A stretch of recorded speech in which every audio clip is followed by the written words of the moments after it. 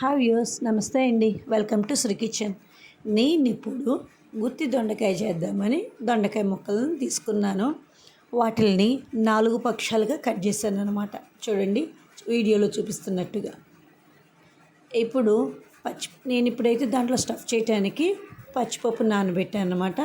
చూడండి, అలాగా ఉంటుంది. దీన్ని మిక్సీలో వేసి గ్రైండ్ చేసుకోవడమే. దానికి కావాల్సిన ఇంగ్రీడియంట్స్ ఒకసారి చూద్దాము.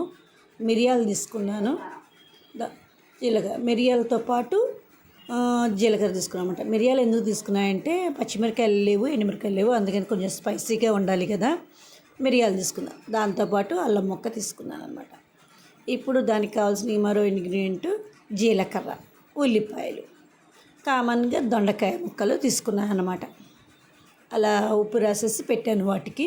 లోపల టమాటా ములక్కాయ ఎందుకు అనుకుంటున్నారా, రసం పెడదామని టమాటా ములక్కాయ చారు పెట్టేద్దామని చెప్పేసి రెడీ అయ్యాను. ఇప్పుడు నేను ఈ మొత్తము పచ్చిపప్పు, మిరియాలు, జీలకర్ర, ఉల్లిపాయలు వేసి గ్రైండ్ చేసుకోవాలి. పొద్దున్న నేను అట్టేసానండి, అందుకని చెప్పేసి అదే జార్లో మిక్సీ పెడదామని చెప్పేసి తీసుకున్నాను. పచ్చిపప్పు దాంట్లో వేసేస్తున్నాను అన్నమాట.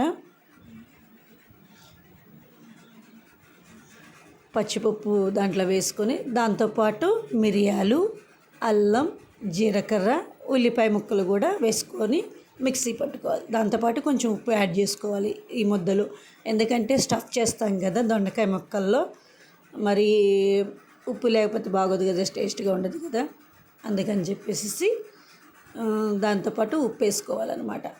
బెండకాయ ముక్క దీంట్లో ఇప్పుడు అల్లం, మిరియాలు వేసేసుకోవాలి, జీలకర్ర అండ్ ఉల్లిపాయలు కూడా పెద్ద పెద్ద ముక్కలుగా కట్ చేశాను, వాటిని కూడా వేసుకోవాలి. పెద్ద ముక్కలుగా ఎందుకంటే ఆల్రెడీ మిక్సీలో వేసేస్తే మెత్తగా అయిపోతాయి కదా, అందుకని 4 పాయలుగా పెద్ద పెద్ద ముక్కలకు కట్ చేసాను. మిక్సీలో వేసి స్పైసీగా కరకరలాడంటే కొంచెం పప్పుగా చేసుకోవచ్చు, లేదంటే మెత్తగా పట్టుకునే ఏం కాదు. దాంతోపాటు నేను కొంచెం కరివేపాకు తీసుకున్నాను. మీకు కావాలంటే కొత్తిమీర, కరివేపాకు, తోటకూర కూడా యాడ్ చేసుకొని స్టఫ్ చేసుకోవచ్చు. అదనమాట. ఇప్పుడు నేను ముక్కల్ని డీప్ ఫ్రై చేయడానికి పొయ్యి మీద బాండీ పెట్టి దాంట్లో నూనె పోసాను. ఇదిగోండి స్టఫ్ చేసిన బెండకాయ ముక్క.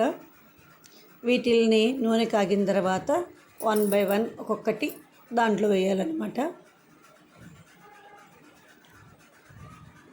నూనె కాగిందో లేదో ఒకసారి చూద్దాము.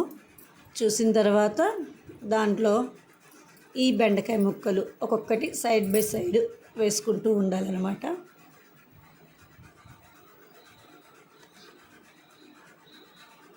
ఇలా వేసిన తర్వాత అన్ని ముక్కల్ని ఒకేసారి కలిపేయకూడదు అనమాట, ఎందుకంటే ఒకేసారి కలిపేశారనుకోండి ముక్కల్లో స్టఫ్ చేసిందంతా విడిగా వచ్చేస్తుంది, బయటకు వచ్చేస్తుంది. నూనె కొంచెం ఫ్లేమ్లో పెట్టుకొని కొంతసేపు డీప్ ఫ్రై చేసుకోవాలి, వేయిస్తూ ఉండాలి. ఇలాగా ఈ ముక్కలు వేసిన తర్వాత పైనుంచి కొంచెం ఉప్పు దొండకాయకి ముక్కకి పట్టేట్టుగా వేయాలి, ఎందుకంటే ఆల్రెడీ పిండిలో మిక్సీ చేసిన ముద్దలో మనం ఉప్పు వేసాం కదా. ఇక్కడ ఏంటంటే దొండకాయ ముక్కలు లోపల వైపు ఉప్పు పెట్టా కానీ బయట వైపు ఉండదు. పైనుంచి ఆ నూనె పెట్టినప్పుడే దాంట్లో కొంచెం ఉప్పు పైనుంచి చల్లాలన్నమాట. ఇలా ఒక్కొక్కటి మనము బాండీలో నూనె కాగిన చోట ఈ ముక్కల్ని ఒక్కొక్కటి వేసుకుంటూ డీప్ ఫ్రై చేసుకోవాలన్నమాట. ఇలా వేసిన వాటిని వెంటనే కలపకూడదు, కలిపామనుకోండి దాంట్లో ఉన్న పిండి మొత్తం బయటికి వచ్చేస్తుంది. చూడండి అలాగా. ఇప్పుడు ఇంకో 2-3 ముక్కలు ఉన్నాయనుకోండి, దాన్ని వేయటానికి ఏం చేయాలంటే మనము స్పూన్తో జాగ్రత్తగా కొంచెం పక్కకి జరపాలి, తప్పితే మనం ఇట్లా ఒకేసారి కలిపేసామనుకోండి అవి చిదిమి అయిపోతాయి అన్నమాట. చూడండి, ఇప్పుడు నేను స్పూన్తో 2-3 ముక్కలు ఉన్నాయి కదా, పక్కకి కొంచెం కాలిన వాటిని వేగిన వాటిని పక్కకి జరుపుతూ కొంచెం వేరే ముక్కలు వేసుకోవడానికి జరుపుకోవాలన్నమాట. ఇట్లాగా అలా స్పూన్తో అలా. ఇప్పుడు రిమైనింగ్ ఏమైనా పీసెస్ అట్లా స్టఫ్ చేసినవి దొండకాయ ముక్కలు ఉంటాయి కనుక అలా వేసేసుకోవాలి.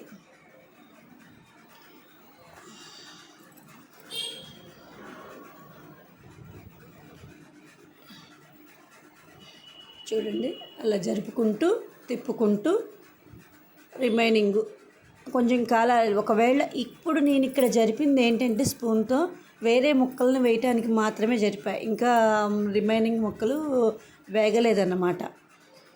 అవి వేగితేనే జరపాలి, లేదంటే మళ్ళీ అన్నీ ఊడిపోతాయి అన్నమాట. అందుకని చెప్పేసి స్పూన్తో వెంటనే వేసిన వెంటనే అయితే గరపకూడదు.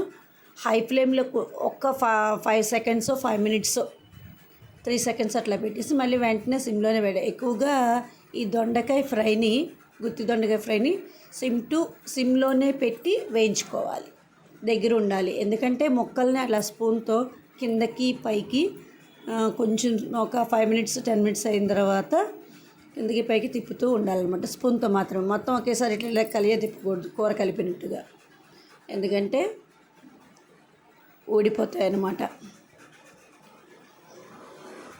చూడండి ఫైనల్గా ఇంకొక ముక్క ఉంది, దాన్ని వేసేసి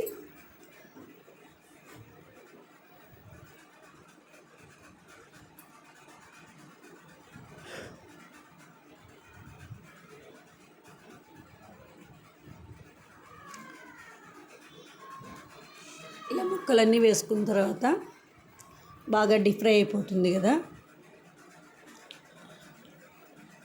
ఆ తర్వాత మనకి నచ్చింది చిన్నులపై కారం పైనుంచి చల్లుకొని, చూడండి ఫైనల్గా డీప్ ఫ్రై అయిపోయినాయి ముక్కలు, కిందకి పైకి తిప్పేసేసాం కదా.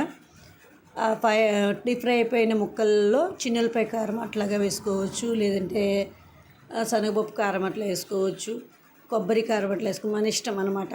నేనైతే ఇక్కడ ముక్కలు వేగిపోయిన తర్వాత చిన్నులపై కారము కచ్చా పచ్చగా నూరి దాని మీద చల్లారనమాట. తర్వాత నూనె కొంచెం ఎక్కువైతే కనుక శనగపప్పు కారం చల్లి, అదిగోండి ఉప్పు వేసిన ముక్కల మీద మాత్రమే ముక్కకు పట్టడానికి కొంచెం చూడండి అలా వేసుకోవాలన్నమాట. అప్పుడు ఏంటంటే ముక్కలు చవ్వగా ఉండాలన్నమాట, ముక్కలు తిన్నా కూడా కొంచెం టేస్ట్గా ఉంటుంది. ఉప్పు లేదనుకోండి, దొండకాయ ముక్కలు ఆల్రెడీ ఎక్కువగా తొందరగా ఫ్రై అవ్వవు. ఉప్పు ఉంది అనుకోండి, అప్పుడు ఆ ముక్కల్ని కూడా మనం తినేసేయచ్చు నంచుకొని. ఉట్టిగా అన్నంలో అయినా తినచ్చు, లేదంటే పప్పులోనో పులుసులోని కూరల్లో నంచుకొని తినచ్చు అన్నమాట, బాగుంటుంది. ఇలాగా ప్రతి ముక్కకి కొంచెం మాత్రమే వేయాలి, ఎందుకంటే ఆల్రెడీ నేను ముక్కలు కట్ చేసిన తర్వాత లోపల ఉప్పు రాసి పెట్టేసాను అన్నమాట. అయిపోయిందండి, డీప్ ఫ్రై అయింది. ఇప్పుడు చిన్నులపాయ కారం చల్లేసుకోవటమే. అదిగోండి ఇందాక చెప్పాయి కదా, కచ్చా పచ్చగా నూరిన చిన్నులపాయలు నూరి దాంట్లో కారం వేసాను, గుండ్రాయితో నూరి ఇట్లా కచ్చా పచ్చగా కొట్టేసి కారం వేసాను. ఇప్పుడు దాన్ని ముక్కలు డీప్ ఫ్రై అయిపోయినాయి కాబట్టి ఈ కారము ఉప్పు కొంచెం పైనుంచి చల్లుకోవాలన్నమాట. మొత్తానికి సరిపోతుంది, ఎందుకంటే కారం వేస్తున్నాం కదా పైనుంచి, అందుకని. ఇప్పుడు ఈ చిన్నులపాయ కారాన్ని కూడా వేసేసి కొంచెం ఒక 5 సెకండ్స్ పొయ్యి మీద అటు ఇటు తిప్పేసుకుని దించేసుకోవచ్చు అనమాట. ఫైనల్గా గుత్తి దొండకాయ కూర రెడీ అయిపోయినట్టే అనమాట.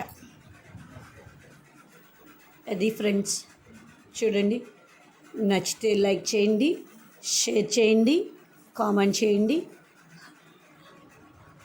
సబ్స్క్రైబ్ చేసుకోండి. Thank you to all. ఎలా ఉంది చూసారు కదా, మీరు కూడా ఇట్లాగా ఎప్పుడైనా కొత్త రెసిపీ ట్రై చేశారా? ఒకసారి ఈ రెసిపీ ఒకవేళ చేస్తే కనుక గుత్తి దొండకాయ చేసారేమో నాకు కామెంట్ చేయండి. ఒకవేళ ఇలా కనుక ట్రై చేస్తే ఎలా ఉందో చెప్పండి. బాగా డీప్ ఫ్రై అయితే కనుక పప్పు ఒక 2 days అయినా ఉంటుంది, కొంచెం మెత్తగా ఉంటే కనుక 1 day మాత్రమే ఆ రోజు మరుసటి రోజుకు ఉంటుంది అనమాట. డీప్ ఫ్రై అయితే కనుక ఇది 2-3 days ఉంటుంది అనమాట. చల్లారిన తర్వాత ఒక కంటైనర్లో స్టోర్ చేసుకొని ఉంచుకోవడమే. Thank you to all, bye bye.